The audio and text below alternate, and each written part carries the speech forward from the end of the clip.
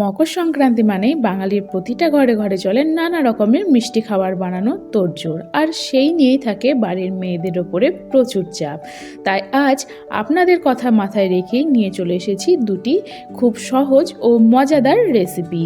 আজকের রেসিপি ঝাল মিষ্টি মশলাদার মুগ ডালের ভাজা পুলি ও রস পুলি। ঘরে থাকা মাত্র অল্প কিছু উপকরণ দিয়েই নতুনরাও খুব সহজেই ঝটপট বানিয়ে নিতে পারেন এই মজাদার রেসিপি। তো অপু সংসারের নতুন একটা রেসিপির ভিডিওতে আপনাদের সকলকে স্বাগত জানিয়ে শুরু করছি আজকের রেসিপি মুগ পুলি। তো তার জন্য প্রথমে আমি নিয়ে নিয়েছি 1 কাপ পরিমাণ মুগের ডাল। সেটাকে এবার জল দিয়ে খুব ভালো করে ধুয়ে নিচ্ছি।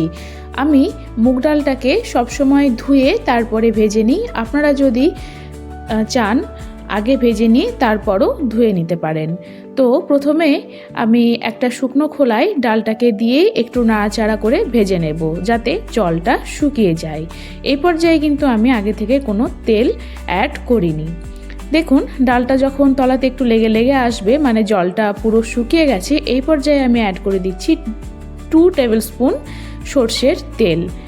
সর্ষের তেল দিয়ে ডালটাকে এবার বেশ লাল লাল করে সুন্দর করে ভেজে নেব।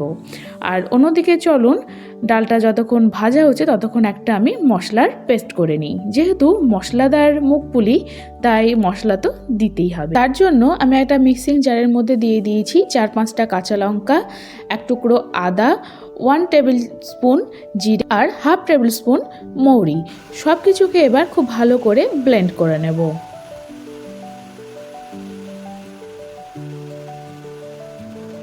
দেখুন মশলাটা আমি খুব সুন্দর করে পেস্ট করে নিয়েছি। অন্যদিকে আমার মুগের ডালটাও বেশ লাল লাল করে ভাজা হয়ে গিয়েছে। এই পর্যায়ে আমি অ্যাড করে দিচ্ছি ওই মশলার পেস্টটা। যে কাঁচা লঙ্কাগুলো আমি এখানে ব্যবহার করেছি সেগুলো খুব বেশি ঝাল ছিল না, তাই আমি 4-5টা মতন কাঁচা লঙ্কা দিয়েছি। আপনাদের কাঁচা লঙ্কায় যদি খুবই বেশি ঝাল হয় তাহলে সেখানে 1 থেকে 2টো কাঁচা লঙ্কাই ব্যবহার করবেন। তারপর মশলা দিয়ে খুব ভালো করে আমি ডালের সাথে মশলাটা মিশিয়ে নিচ্ছি আর একটু ভাজা ভাজা করে নিচ্ছি। এরপর আমি এখানে অ্যাড করে দেব পরিমাণ মতন জল। জলটা দেওয়ার পর ডালের সাথে জলটা ভালো করে মিশিয়ে নিয়ে একটু ফুটে গেলে তখন এর মধ্যে আমি অ্যাড করব পরিমাণ মতো নুন আর 1/2 টিস্পুন হলুদের গুঁড়ো। তারপর ডালটাকে সেদ্ধ হওয়ার জন্য বেশ কিছুক্ষণ স্লো কুকে করে রেখে দেব। ডালটা সেদ্ধ হতে বেশ অনেকক্ষণ সময় লাগবে। তো চলুন ততক্ষণ আমরা পুলির জন্য পুর বানিয়ে নিই।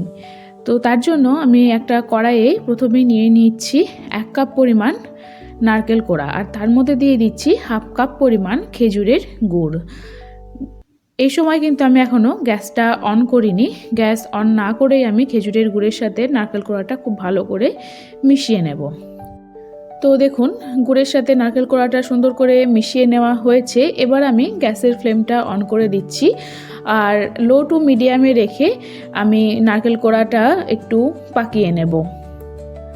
দেখুন বেশ কিছুক্ষণ এই সময় লাগবে আর সব সময় একটা খুন্তি দিয়ে নাড়তে থাকবেন, নাহলে কিন্তু তলায় লেগে যেতে পারে। দেখুন নারকেলের পুরটা যখন একটু ঝুরঝুরে হয়ে আসবে এই পর্যায়ে আমি দিয়ে দেব 1 টেবিল স্পুন গুঁড়ো দুধ। গুঁড়ো দুধটা দিলে বেশ আঠালো একটা ভাব আসবে আর টেস্টটাও খুব সুন্দর হবে পুরের। তো দেখুন খুব ভালো করে বেশ কিছুক্ষণ এভাবে নাড়াতে থাকবো আর কোনো সময় খুন্তি নাড়ানো বন্ধ করবেন না, কারণ নারকেল আছে, গুড় আছে এবং গুঁড়ো দুধও দেওয়া আছে, তো তলাতে লেগে যেতে পারে। বেশ কিছুক্ষণ এভাবে মিশিয়ে নেওয়ার পরে দেখুন টেক্সচারটা পুরের এইরকম হয়ে গেছে, বেশ আঠালো আঠালো আর কড়াই থেকে ছেড়ে ছেড়ে আসছে। এই পর্যায়ে বুঝতে পারবেন আপনার নারকেল কোড়ার পুরটা একদম তৈরি হয়ে গেছে। তো আমি একটা প্লেটের মধ্যে তুলে নিচ্ছি আর ঠান্ডা হওয়ার জন্য বেশ কিছুক্ষণ রেখে দেব। এবার আমি রসপুলির জন্য চিনির শিরাটা তৈরি করে নেব। তার জন্য একটা পাত্রে আমি 2 কাপ পরিমাণে জল দিয়ে দিয়েছি আর 1 কাপ পরিমাণে চিনি দিয়ে দিচ্ছি। তারপর জলটা ফুটে উঠলে জলের মধ্যে আমি অ্যাড করে দিচ্ছি তেজপাতা, দারচিনি আর একটা থেতো করে নেওয়া এলাচ। এগুলো দিলে চিনির রসের টেস্টটা খুব সুন্দর আসে। আর চিনিটা যখন পুরোপুরিভাবে গলে যাবে আর জলটা ফুটে উঠবে তখন আমি গ্যাসের ফ্লেমটা অফ করে দিয়ে সাইডে রেখে দেব।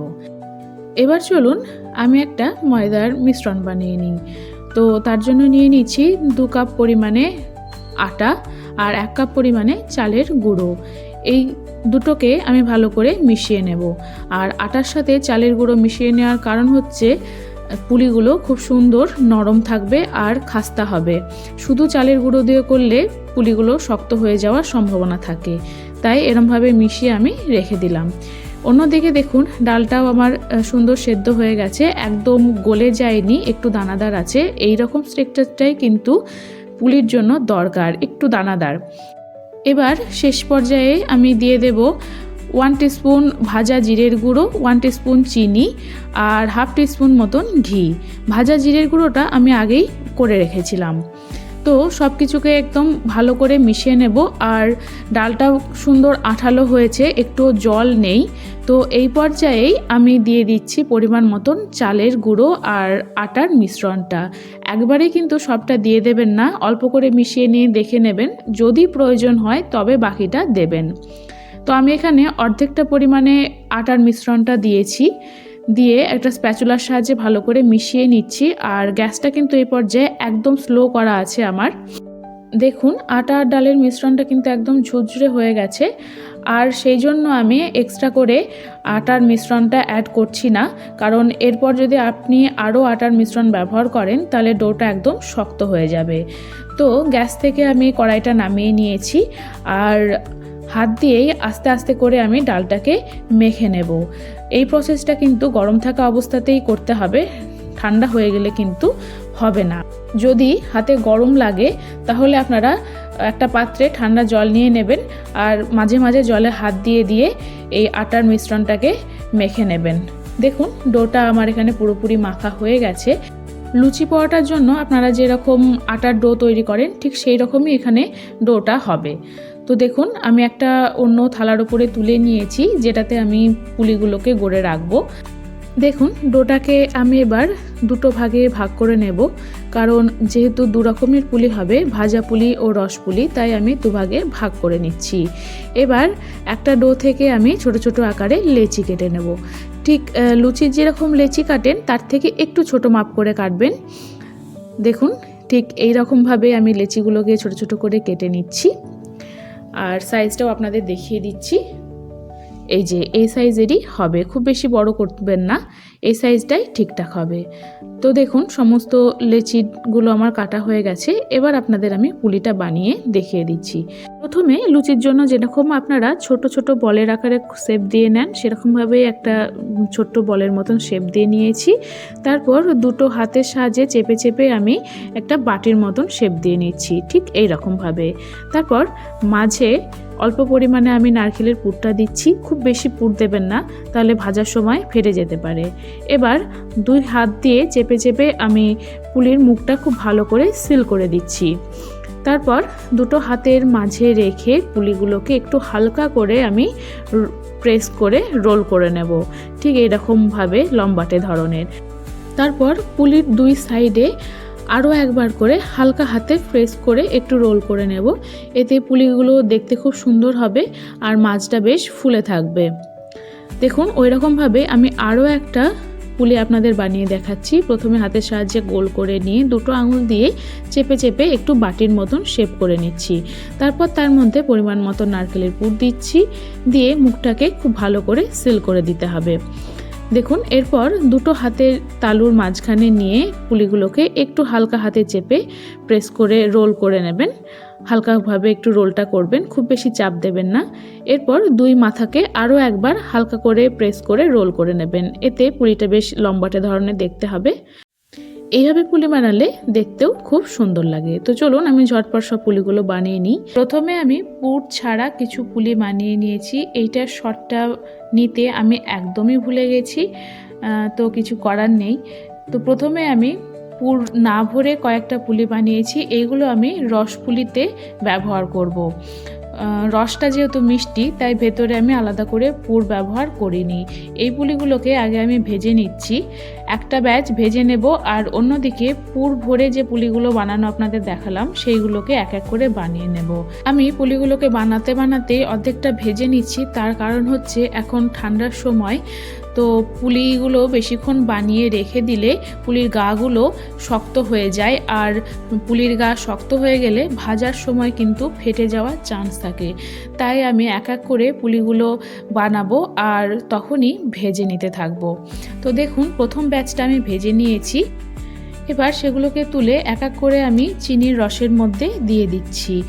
আর এই সময় খেয়াল রাখবেন চিনির রসটা যেন একটু গরম থাকে, মানে হালকা ঈষদুষ্ণ গরম যেন থাকে, তাহলে চিনির রসগুলো পুলির ভেতরে ঢুকতে সুবিধা হবে। এবার যে বাকি পুলিগুলো আমি বানিয়েছি সেগুলো আস্তে আস্তে ভেজে নেব। আর ভাজার সময় গ্যাসের ফ্লেমটা একদম লো টু মিডিয়ামে রাখবেন, আর একটু হালকা হাতে উল্টে পাল্টে লালচে লালচে করে ভেজে নেবেন, নাহলে কিন্তু ওপর শক্ত হবে আর ভেতরটা নরম থেকে যাবে, অর্থাৎ কাঁচা থেকে যাবে। অন্যদিকে দেখুন আমার পুর ভরা পুলিগুলোও বানানো হয়ে গেছে। এবার এগুলোকেও আমি এক এক করে ভেজে নেব। ঠিক আগের মতোই সেম প্রসেসে ভাজবেন। গ্যাসের ফ্লেমটা একদম লো টু মিডিয়ামে রাখবেন আর হালকা হাতে পুলিগুলোকে তেলের মধ্যে ছেড়ে দিয়ে একটু উল্টে পাল্টে লালচে লালচে করে ভেজে নেবেন। যেহেতু এই পুলিগুলোর মধ্যে পুর আছে তাই একটু সাবধানতার সঙ্গে পুলিগুলো ভাজবেন। বেশি চাপ দিলে কিন্তু ভেঙে গিয়ে পুরটা বেরিয়ে যেতে পারে। দেখুন পুলিগুলো আমার লালচে লালচে করে ভাজা হয়ে গেছে। এবার আমি এক এক করে পুলিগুলোকে তুলে নেব আর অন্য পুলিগুলোকেও ভেজে নেব। এই টিপসগুলো ফলো করে আর মাপটা ফলো করে যদি আপনারা বাড়িতে মুগ পুলি বানান তাহলে কথা দিচ্ছি পুলি কিন্তু খুবই সুন্দর হবে, একদম খাস্তা হবে, আর একটা পুলিও কিন্তু রসে দেওয়ার পরে ভেঙে যাবে না, সেটাও আপনাদের দেখিয়ে দিচ্ছি। একবার হলেও বাড়িতে এই টিপসগুলো মেনটেন করে বানিয়ে দেখুন, তাহলেই বুঝতে পারবেন পুলিগুলো কতটা সুন্দর ও মজাদার হবে। পুলির আওয়াজ শুনেই বুঝতে পারছেন পুলিগুলো কতটা খাস্তা হয়েছে। আর রসের পুলিগুলো আপনাদের আমি দেখাচ্ছি। সবেমাত্র আধ ঘন্টা হয়েছে আমি রসে দিয়েছি, পুলিগুলো কত সুন্দর রস ঢুকে ফুলতে শুরু করেছে দেখতেই পাচ্ছেন। ঘন্টাখানেক মতো পুলিগুলোকে রসে এইভাবে ভিজিয়ে রাখলে একদম ফুলে যাবে আর খুব সুন্দরভাবে রস টানবে। এই যে দেখুন আধা ঘন্টার মধ্যেই কতটা নরম হয়ে গেছে, ভেতরে একদম রস ঢুকে গেছে, দেখেই বুঝতে পারছেন। তো দেখুন 1 ঘন্টা পর আমি ফিরে আসলাম আর পুলিগুলো সম্পূর্ণ রস কিন্তু টেনে নিয়েছে আর সুন্দর ফুলে গেছে, আর এদিকে ভাজা পুলিগুলো একদম খাস্তা হয়ে আছে। তাহলে নিশ্চয়ই দেখতেই পেলেন বাড়িতে মুগ পুলি বানানো ঠিক কতটা সহজ। একবার হলেও বাড়িতে অবশ্যই বানিয়ে দেখুন। আর আপনাদেরকে আমি এবার পুলিগুলোকে ভেঙেও দেখাবো। পুলির আওয়াজ শুনেই নিশ্চয়ই বুঝতে পারছেন পুলিগুলো কতটা খাস্তা হয়েছে। এবার দেখুন ভেঙে দেখাচ্ছি আপনাদের, কতটা নরম হয়েছে দেখুন, আর ভেতরে কিন্তু একদম পুরে ঠাসা। আর অন্যদিকে রসপুলিগুলো দেখুন খুব সুন্দর রস টেনে ফুলে গেছে, দেখে মনে হচ্ছে দোকান থেকে কিনে নিয়ে আসা কোনো ল্যাংচা মিষ্টি। আমি আপনাদের দেখানোর জন্য পুর ভরা কয়েকটা পুলিও আমি রসের মধ্যে দিয়েছিলাম, মানে আপনারা পুর ভরা পুলিও রসের মধ্যে দিয়ে কিন্তু এইভাবে খেতে পারেন। দেখতেই পাচ্ছেন হালকা একটু চাপ দিলেই ভেঙে যাচ্ছে, মুখে দিলেই কিন্তু মিলিয়ে যাবে, রসে ভরপুর একটা মিষ্টি, খুব সুন্দর লাগবে। বাড়ির লোককে খাওয়ালে কিন্তু প্রশংসায় পঞ্চমুখ হয়ে যাবে আপনার। তো ভিডিওটা কেমন লাগলো কমেন্টে জানাতে ভুলবেন না কিন্তু। আর এইভাবে অবশ্যই একবার বাড়িতে মুগ পুলি বানিয়ে দেখুন, কথা দিচ্ছি খুব ভালো লাগবে খেতে। আর ভিডিওটা ভালো লাগলে লাইক কমেন্ট করে চ্যানেলটি সাবস্ক্রাইব করে পাশে থাকবেন। দেখা হবে নতুন কোনো এক রেসিপির ভিডিও নিয়ে। নমস্কার।